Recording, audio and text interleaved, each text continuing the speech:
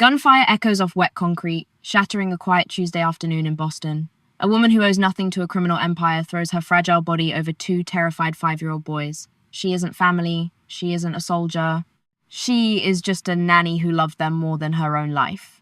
Elena Hayes did not belong in Western Massachusetts, and she certainly did not belong behind the 12-foot wrought iron gates of the Gallo estate.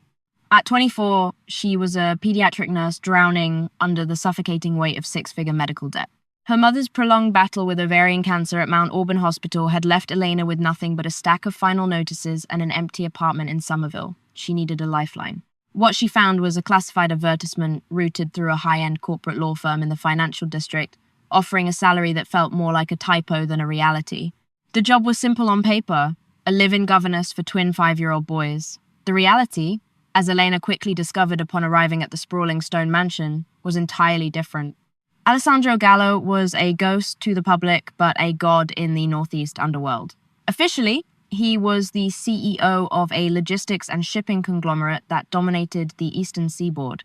Unofficially, he was the ruthless head of the Gallo Syndicate, a man who had inherited a fractured empire and drowned his rivals in the Boston harbor to solidify his reign.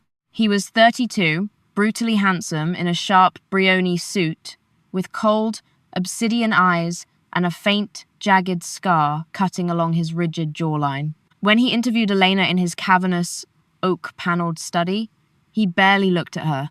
"They do not speak," Alessandro said, his voice a low, gravelly baritone that commanded the room. He poured himself 2 fingers of amber liquid from a crystal decanter.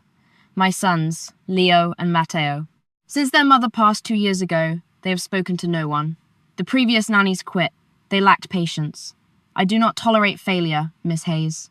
You will care for them, you will keep them within the perimeter of this property, and you will not ask questions about my business." Elena swallowed hard, clutching her modest leather purse.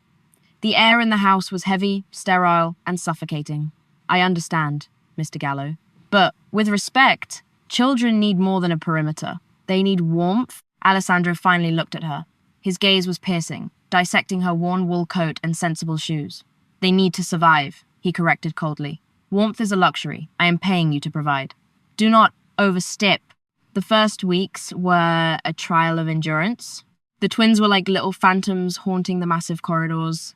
They were identical, with their father's dark hair and their late mother's pale, haunted eyes. They flinched at loud noises, refused to eat anything but dry toast, and communicated only through silent, terrified stares.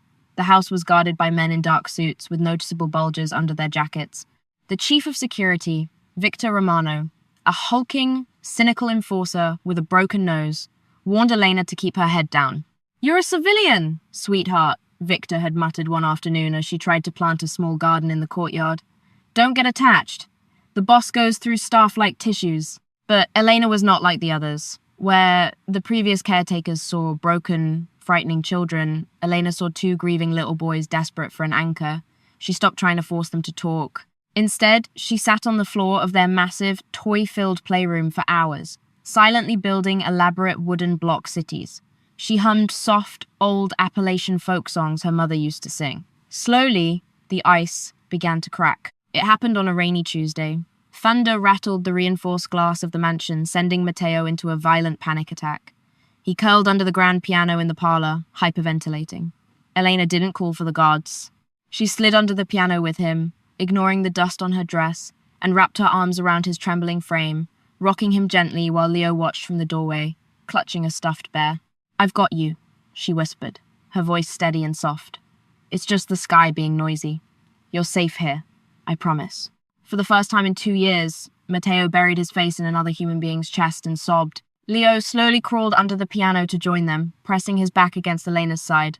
Standing in the shadows of the hallway, Alessandro watched the scene unfold. He had been on his way to his office to authorize a brutal retaliation against a rival Irish faction from Southie, led by a man named Declan O'Shea.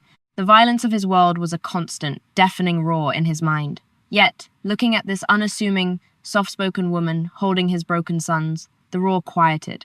He felt a strange, uncomfortable tightening in his chest. She was pure. She was an anomaly in his world of blood and deceit. Over the next 3 months, the Gallo estate transformed. Elena's laughter echoed in the formerly silent halls. Finger paintings were pinned to the mahogany refrigerator in the industrial kitchen. The boys began to whisper, then talk, and finally, to laugh. Elena asked for nothing for herself. When Alessandro offered her a massive bonus, she respectfully declined, asking instead if he could procure a specific type of hypoallergenic clay for Leo's sensory play and a softer mattress for Matteo.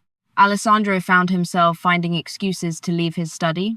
He would stand on the veranda, smoking a cigar, just to watch Elena chase the boys through the manicured hedges. She didn't look at him with the paralyzing fear his subordinates did, nor the predatory ambition of the women in his social circle. She looked at him with a gentle, fearless empathy that unnerved him. "She's a liability, boss," Victor warned one evening as they reviewed shipment manifests. "O'Shea is making moves on the docks. Word is out that the boys are attached to the new girl. That makes her a target, and she doesn't know the first thing about our life." Alessandro's jaw tightened. "She stays inside the gates, double the perimeter detail. No one touches her, Victor. No one. But in the Mafia, walls are never high enough to keep out the ghosts of one's enemies. The Irish faction was losing money, and Declan O'Shea was a desperate, vicious man who knew that the only way to break Alessandro Gallo was to strike at his heart. And everyone in Boston's underground was beginning to whisper that the cold-hearted king of the North End had found a new heart in a penniless nurse from Somerville. The tension in the city had reached a boiling point by late November. The bitter New England chill had settled over Boston, and with it came a string of violent skirmishes along the waterfront. Alessandro was forced to spend more time away from the estate, locked in tense negotiations and strategic planning. To maintain the illusion of legitimacy, he was required to attend the annual Maritime Commerce Gala at a luxury hotel downtown, a high-profile event crawling with politicians, wealthy elite, and corrupt officials. It was Matteo and Leo's 6th birthday. Alessandro, consumed by guilt for missing the morning celebration, made a rare, impulsive decision. He ordered Victor to have Elena bring the boys to his secure penthouse suite at the hotel for a private dinner before he had to go downstairs to the gala. "It's a secure route, boss," Victor had assured him. "Underground VIP parking, private elevator, straight to the penthouse. We'll have 4 men on them." Elena dressed the boys in matching miniature navy suits, brushing their dark hair back. They were buzzing with excitement, clutching the hand-drawn cards they had made for their father. Elena wore a simple, elegant dark green dress. Alessandro had sent up to her room a silent, expensive gift she had tried to return, only to be told the courier had strict orders not to take it back. The ride into the city in the armored SUV was quiet. Elena sat between the boys in the back, holding their hands. The encrypted radio in the front seat crackled periodically with codes she didn't understand.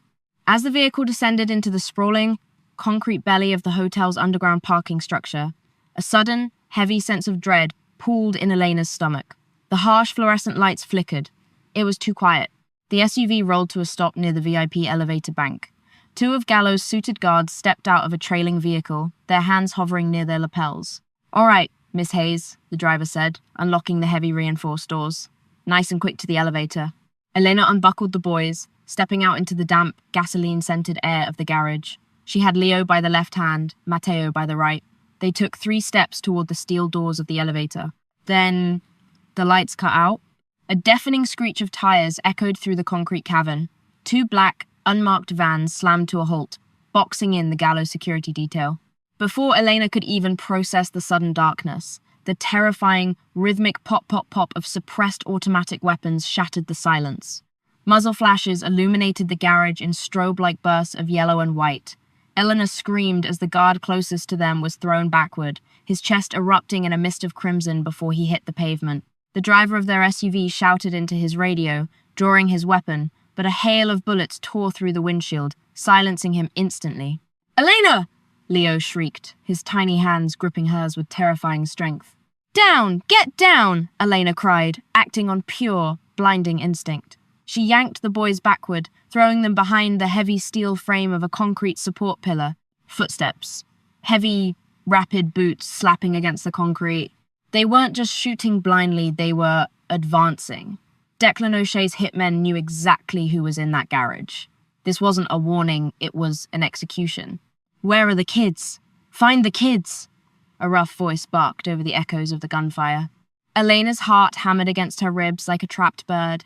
She looked at the two little boys huddled by her knees. They were trembling violently, their faces pale with a terror no child should ever know. In that fraction of a second, Elena didn't see the heirs to a criminal empire. She didn't see leverage or mafia bloodlines. She saw the little boy who loved to paint crooked suns, and the little boy who hid under pianos when it stormed. She saw her world. A masked figure rounded the concrete pillar, raising a submachine gun. The weapon was pointed directly at the space where Matteo was curled into a ball. There was no time to think. There was no time to scream. Elena lunged.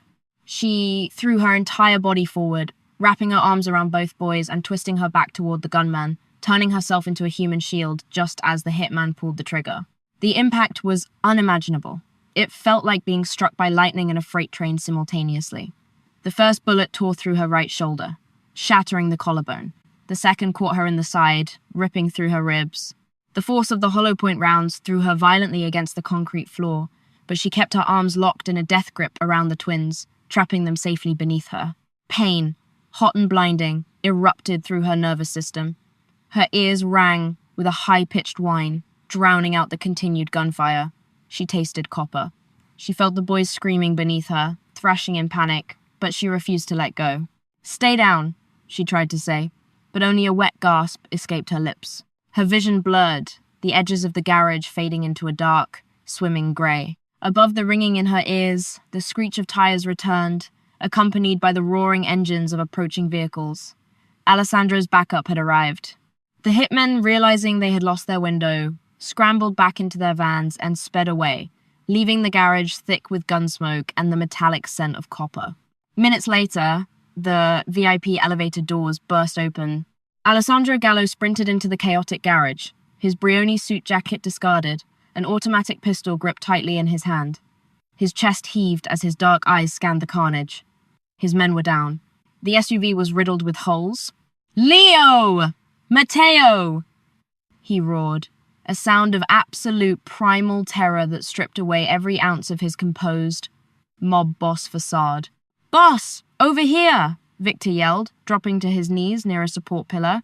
Alessandro rushed over, his blood turning to ice. Lying on the cold, oil-stained concrete was Elena. Her beautiful green dress was soaked in a spreading, dark pool of blood. She was motionless, her face pale as snow, but her arms were still rigidly locked around the two small figures beneath her. "Papa! Papa!" Matteo cried, wriggling out from under Eleanor's limp arm. Leo followed, both boys covered in Eleanor's blood, but completely, miraculously unharmed. Alessandro fell to his knees. He pulled his sons into his chest for a frantic second, verifying they were whole, before his eyes locked onto Elena. Her breathing was horribly shallow, a terrible rattling sound escaping her lips. "Elena," Alessandro whispered, his voice cracking. The ruthless king of the underworld felt a tear slide down his scarred cheek. He reached out with trembling hands, pressing heavily against the gunshot wounds on her side and shoulder to stem the catastrophic bleeding. "Elena, look at me. Open your eyes, damn it." Her eyelids fluttered. She looked up at him, her vision unfocused. The boys. She breathed out, her voice barely a whisper.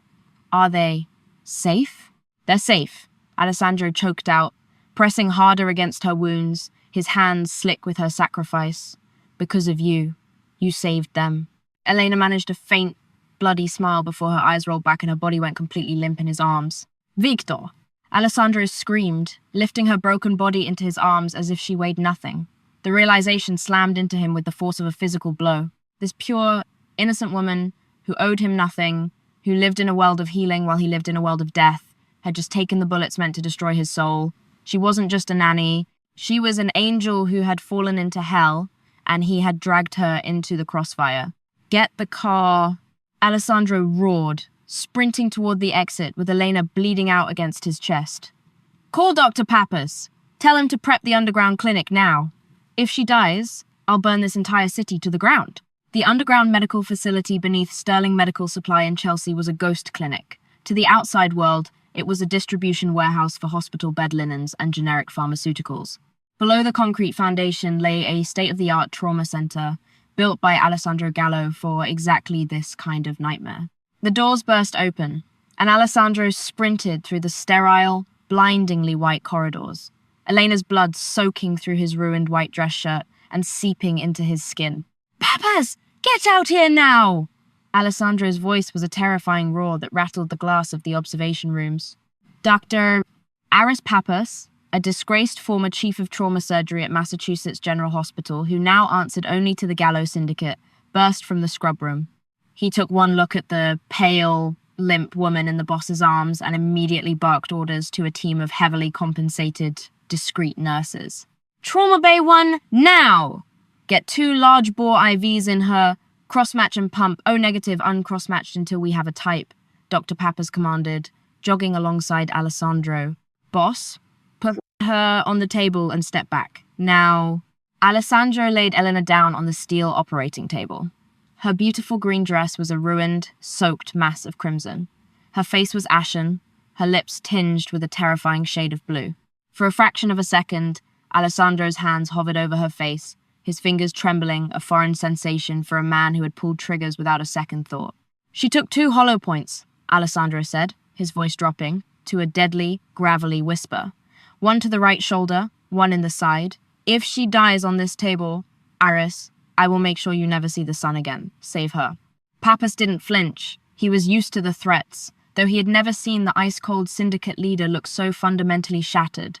I need you out of my OR, boss. Let me work. Victor Romano, who had followed them in with the twins, grabbed Alessandro by the shoulder and physically hauled him backward as the surgical team swarmed Elena with trauma shears, cutting away the ruined dress and applying pressure to the massive hemorrhages. The heavy steel doors to the operating room swung shut, leaving Alessandro standing in the cold hallway. He looked down at his hands. They were coated in Elena's blood. It was warm, sticky, and completely unearned. This was the blood of an innocent woman, a woman who sang Appalachian folk songs to his broken children, a woman who had asked for hypoallergenic clay instead of a bonus, a woman who had just thrown herself into the path of a submachine gun to shield a world that wasn't hers. Papa? Alessandro snapped his head down. Leo and Matteo stood by Victor's legs. They were covered in Elena's blood, too. Their little faces were streaked with tears and dirt from the garage floor. They weren't screaming anymore. They were staring at the closed doors of the OR with a terrifying, silent intensity. Alessandro fell to his knees on the linoleum floor. He pulled both boys into his chest, burying his face in their dark hair. He didn't care about the blood. He didn't care about his image. He held them with a desperate, crushing grip. She's going to be okay, Alessandro whispered fiercely, kissing the tops of their heads. She is an angel. Angels don't die in places like this. The surgery lasted 6 agonizing hours. Alessandro refused to wash his hands or change his clothes. He sat in the observation room, staring through the reinforced glass as doctor. Pappas worked frantically to repair the catastrophic damage. The bullet to her side had shattered 2 ribs and nicked her hepatic artery, causing massive internal bleeding. The shoulder wound had pulverized her clavicle. It was a miracle she hadn't bled out on the concrete floor of the hotel garage. When Dr. Pappas finally emerged, he stripped off his bloody surgical cap, wiping sweat from his brow. Alessandro stood up, his jaw clenched so tight a muscle ticked violently in his cheek. She's alive, Pappas said quickly, holding up a hand to stall the boss's impending outburst. We stopped the bleeding, reconstructed the artery and stabilized the collarbone with a titanium plate. But it was close, Sandra. Too close. She lost a massive amount of blood, and her body went into severe hypovolemic shock. She's in a medically induced coma to let her brain and body stabilize. The next 48 hours will tell us if she wakes up. Alessandro let out a breath that sounded like a dry sob. He looked through the glass. Elena was lying in a private intensive care room, an endotracheal tube down her throat, connected to a dozen monitors that beeped in a steady, synthetic rhythm.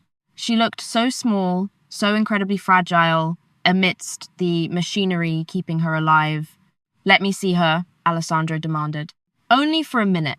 The sterile environment. I don't care, Alessandro interrupted, pushing past the surgeon. He walked into the room, the scent of iodine and sterilized cotton hitting him like a physical blow. He pulled a chair to her bedside and sat heavily. He reached out, his large, calloused hand gently wrapping around her uninjured left hand. Her skin was freezing cold. You foolish, beautiful girl, Alessandro murmured, his thumb brushing over her pale knuckles. You were supposed to be safe. You were supposed to just watch them. He leaned his forehead against the edge of the mattress, closing his eyes. Breathe, Elena. You fight and you come back to us. And while you do, I will burn their world to ash. When Alessandro stepped out of the room an hour later, the grieving father was gone. The ruthless, terrifying king of the Boston underworld had returned. He looked at Victor, his eyes black and dead. "Mobilize everyone," Alessandro ordered, his voice echoing with lethal calm. "Every soldier, every captain, lock down the ports. I want Declan O'Shea. I want his lieutenants. I want the men in those vans. We are going to paint the streets of South Boston red tonight."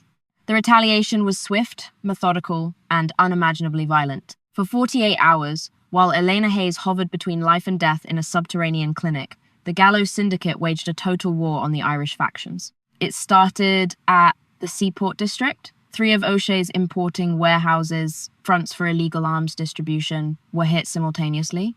Gallows tactical teams, armed with suppressed Heckler and Koch MP 5S and wearing heavy Kevlar, dismantled the operations with terrifying efficiency. There were no negotiations. There were no survivors. The message was clear. There were no rules of engagement anymore. You touch the Gallo family, you cease to exist. By the second night, O'Shea's empire was crumbling. His men were abandoning him, fleeing the city or turning themselves over to the FBI just to survive the wrath of Alessandro Gallo. Declan O'Shea himself had gone to ground, hiding in a reinforced basement beneath an abandoned meatpacking plant in the industrial outskirts of Southie. But Alessandro had limitless resources and a burning, unquenchable rage. It took Victor's network of informants only hours to pinpoint the location. Alessandro did not send his men to do the final job. He went himself. The rain was coming down in icy sheets when Alessandro's armored convoy surrounded the meatpacking plant. He stepped out of his vehicle wearing a heavy black overcoat, a customized Colt M1911 gripped in his right hand. He didn't wait for his men to breach the doors. He walked to the steel side entrance, shot the heavy padlock off, and kicked the door open. The ensuing firefight was brief and brutal. O'Shea's remaining bodyguards were outgunned and outmatched by the Syndicate's elite enforcers. Within 10 minutes, the factory floor was silent, save for the dripping water from the rusted ceiling pipes. Alessandro descended the concrete stairs to the basement, Victor right behind him. They found Declan O'Shea cornered behind a heavy wooden desk, clutching a revolver. O'Shea fired twice. The bullets sparked against the concrete walls, missing wildly in his panic. Alessandro didn't even flinch. He raised his Colt and fired a single shot. The bullet tore through O'Shea's kneecap. The Irish boss screamed, collapsing to the floor, dropping his weapon. Alessandro walked over slowly, his footsteps echoing like a death knell. He stood over the writhing man, his expression completely devoid of humanity. "Gallo, wait!" O'Shea gasped, clutching his shattered knee, blood pooling on the dirty floor. "It was business. We were losing the docks." "You aimed a weapon at my 5-year-old sons," Alessandro interrupted, his voice a chilling monotone. "You put 2 bullets into a woman who possessed more grace in her little finger than you have in your entire miserable bloodline." Alessandro pressed the steaming barrel of his gun against O'Shea's forehead. "Wait! Wait!" O'Shea shrieked, his eyes wide with terror. "You think you're so smart, Sandro? You think I just guessed where you were going to be? Your VIP garage? The encrypted route?" Alessandro's finger paused on the trigger. The air in the room suddenly turned freezing cold. "Speak." O'Shea let out a wet, bloody laugh. "You're burning down my house, but your own foundation is rotting. We had the schedule. We had the exact elevator bay. Someone in your inner circle sold you out, Gallo. Someone who wanted you dead just as much as I did." A suffocating silence fell over the basement. Victor shifted uneasily behind Alessandro, his hand resting on his holster. An inside job. It was the only thing that made sense. The route to the hotel had been finalized only 2 hours before they left. Only a handful of capos and top security personnel knew about it. Alessandro stared into O'Shea's desperate, pleading eyes. He didn't ask for a name. He knew O'Shea didn't have it. The Irishman was just a blunt instrument used by a smarter, closer enemy. "Thank you for the information," Alessandro said softly. He pulled the trigger. The war was over, but the true nightmare had just begun. Alessandro returned to the Sterling Clinic at dawn. He stripped off his blood-spattered overcoat, scrubbed his hands and face with harsh antiseptic soap until his skin was raw, and walked back into the intensive care unit. The boys were asleep on a small leather couch in the corner of the room, covered in a sterile blanket. Dr. Pappas was adjusting the IV drip next to Elena's bed. "We took her off the paralytics and the propofol an hour ago," Pappas whispered, seeing Alessandro enter. "Her vitals are strong." She's breathing over the ventilator. We're going to extubate her soon. She should wake up, boss. Alessandro felt a massive, heavy chain snap off his chest. He nodded slowly, pulling his chair up to her bedside. Go. Leave us. Pappas quickly exited. Alessandro sat down, taking Elena's hand again. It was warmer now. The terrifying blue tint had faded from her lips, replaced by a pale, exhausted pink. For 3 hours, he sat there, watching the rise and fall of her chest, listening to the rain tap against the ground-level windows of the warehouse above. Then, her fingers twitched. Alessandro froze. He leaned forward, his heart hammering a frantic rhythm against his ribs. Eleanor? Her brow furrowed. A soft, pained groan vibrated in her throat. Slowly, agonizingly, her heavy eyelids fluttered open. The harsh fluorescent lights made her wince, and she blinked rapidly, her dazed, emerald eyes darting around the unfamiliar room before finally landing on the man sitting beside her. Alessandro looked entirely undone. His dark hair was messy, heavy bags hung under his eyes, and his usually rigid posture was slumped in pure relief. Sandro? She croaked, her throat raw from the breathing tube that had been removed just hours prior. It was the first time she had ever used his first name. I'm here, he said, his voice breaking. He brought her hand to his lips, pressing a desperate, reverent kiss against her knuckles. I'm right here, Angelo mio. Elena winced, the pain medications only dulling the massive trauma to her body. Her memories hit her in fragmented, violent flashes. The dark garage, the headlights, the gunfire, the terrifying weight of the bullets tearing through her flesh. Panic spiked in her chest, her heart monitor beeping rapidly. The boys, she gasped, trying to sit up, but agony flared in her shoulder, forcing her back down with a sharp cry. They are safe, Alessandro said quickly, standing up and leaning over her to keep her still. Look over there. He pointed to the corner couch. Leo and Matteo had woken up at the sound of her voice. They scrambled off the couch and ran to the bedside, their little faces lighting up with a mixture of awe and overwhelming relief. Elena. Matteo cried softly, reaching up to gently touch the edge of her blanket, terrified of hurting her. Tears spilled out of Elena's eyes, tracking hot and fast down her pale cheeks. She managed to lift her uninjured arm, resting her trembling hand on Matteo's cheek, then brushing Leo's hair. You're okay. Thank God, you're okay. Alessandro watched the exchange, feeling an entirely new kind of pain tear through his chest. He had spent his life building a fortress of fear and intimidation to protect his family. He had built an empire of blood. But this woman, armed with nothing but pure, selfless love, had done what his army of gunmen could not. She had saved his soul. You should not have done it, Alessandro whispered, his voice thick with emotion as the boys pressed their faces gently against Elena's good arm. You took bullets meant for my bloodline. You could have died, Elena.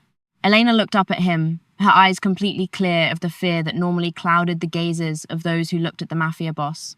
She saw past the scars, past the violent reputation. She saw a terrified father. They are my boys, too, she whispered weakly, offering him a faint, beautiful smile. I would do it again. Alessandro leaned down, resting his forehead against hers, uncaring of the boundaries that separated their world. Never again, he vowed, his breath ghosting over her lips. I will never let anything touch you again. You are mine to protect now. It was a beautiful, profound moment of peace, but as Alessandro held the woman who had brought light into his dark world, O'Shea's dying words echoed loudly in his mind. Your own foundation is rotting. The enemy wasn't out on the streets of Boston anymore. The enemy was in his house, sitting at his table, smiling at his children. And Alessandro Gallo was going to find out exactly who it was, and he was going to tear them apart, piece by piece. The paranoia inside the Gallo syndicate was absolute. Alessandro trusted no one but Victor, the man who had dragged him out of the line of fire a dozen times over the last decade. Together, they laid a trap. Only 3 other men had known the precise details of the hotel route. 2 capos who ran the waterfront, and Alessandro's own cousin, Dominic Gallo, who managed the family's lucrative casino fronts in Rhode Island. Alessandro called a private meeting in the soundproofed wine cellar of his western estate. He poured Dominic a glass of Barolo, his expression an impenetrable mask of grief. O'Shea is dead, but the streets are unstable. Alessandro lied, his voice heavy. I cannot risk the boys or Elena. We are moving them tonight. A medevac chopper will land on the roof of the State Street Financial Building at midnight to take them to a secure compound in Martha's Vineyard. Only you and Victor know this. Dom, I need you to secure the perimeter. Dominic nodded, his face grave. Of course, Sandro, I'll personally oversee the ground detail. On my life. At midnight, the air above the financial district was thick, with freezing, salty fog blowing off the harbor. The rooftop was dead silent. There was no chopper. There was only Alessandro, standing in the shadows of an exhaust vent, an unlit cigarette resting between his lips, and a suppressed pistol in his hand. The heavy roof access door clicked open. It wasn't Victor's security detail. A tactical squad of 6 men stepped out into the mist, their weapons raised, scanning for the helicopter. Leading them, wearing a tactical vest over his tailored suit, was Dominic. "Sweep the roof," Dominic barked quietly. "No survivors. Make it look like the Irish remnants finished the job." Alessandro stepped out of the shadows, the dark metal of his gun gleaming under the red aviation lights.